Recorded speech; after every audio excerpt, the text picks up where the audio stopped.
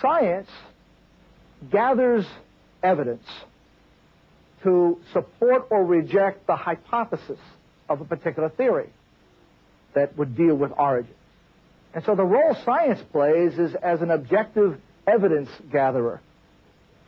Is that human a product of natural processes, long periods of time, evolution, or must there have been intelligence behind that human? I am absolutely astounded when I realize that in our society, the conventional answer to the question I've just asked is that that human being is a product of natural processes and long periods of time. To me, it's astounding that so many people have fallen for that silly idea. If it takes intelligence to make an arrowhead, why doesn't it take even more intelligence to create a human?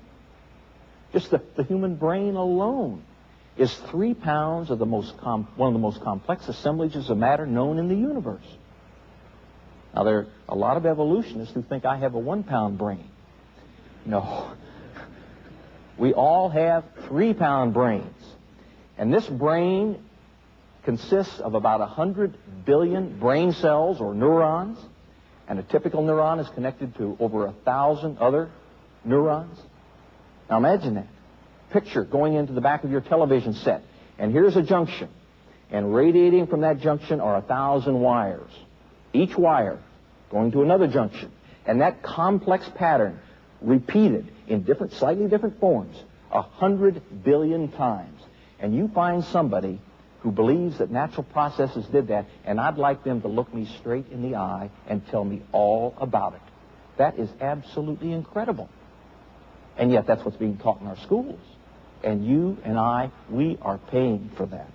You have got a fantastic amount of information built into your body. You are intricately designed. You are extremely complex. Now, from time to time, mathematicians have asked a very natural question. Could natural processes, evolution, operating throughout the entire visible universe for billions and billions of years, could it produce these 4,000 books we see stacked up here? Or could it produce just the genetic material we know is in a bacteria, maybe 1 book's worth? Every study that I'm aware of, and I try to stay on top of all of them, have reached the same conclusion. No way, not even close. Probably the most thorough study of this nature was done at the Wistar Institute, Philadelphia, several years ago. 50 mathematicians, biologists got together one summer to wrestle with this question.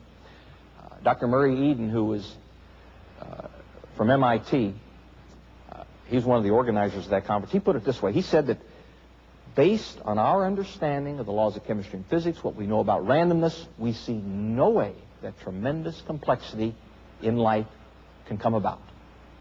There are fossils of sea life on every major mountain range.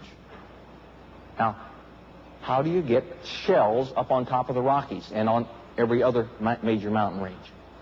Out in California, there is a 4-square-mile formation in which are buried about 1 billion herring fish. A shark that has been squeezed down to a half-inch thick shark. On the walls of my office are 2 fossils, very typical fossils of fish. And if you look at those fossils, you can see that they have been squeezed down almost to the thickness of a sheet of paper before they decayed. Another type of fossil that I think is fascinating is down in Antarctica. Coal. Coal requires lots of vegetation. How in the world could you get coal down in Antarctica? And there are massive layers of it, alternating layers, some of them 3 and 4 feet thick. Because in Antarctica, it is nighttime 6 months of the year. So how did all that vegetation get there?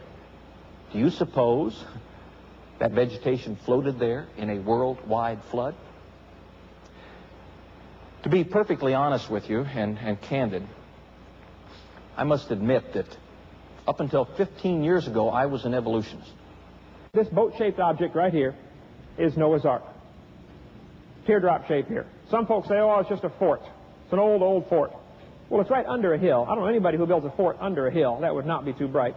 But if that's Noah's Ark, I've got a piece of it right here. You're welcome to come feel it. You may want to wash your hands afterwards because it might have come from the bottom of the ark. I don't know. But just a piece of petrified material from that area. Noah's Ark. I know the Turkish government did a lot of study on it. They think it's Noah's Ark. They even built a visitor center. You can see the picture here of the visitor center. They did find big anchor stones all over the place. There are about 12, I think, of these giant rocks. One of the posters on the wall over there has the pictures of these giant anchor stones. 9,000-pound rocks with holes drilled through the top. Apparently, those were to be what we call drogue stones. Noah had these things hanging over the side of the boat. The purpose being, when the weather got kind of stormy, you drop the rocks down in. Some folks say, well, hey, wouldn't that slow him down? He wasn't trying to go anywhere. He was just trying to float, okay? He didn't care if he got slowed down or not. A drogue stone would be perfect also if real stormy weather came along. It would turn the boat at a right angle to the waves, so you couldn't roll over sideways. The rocks are dragging behind the boat. They did find about, I think, 12 of those things. Now those big drogue stones are rocks. And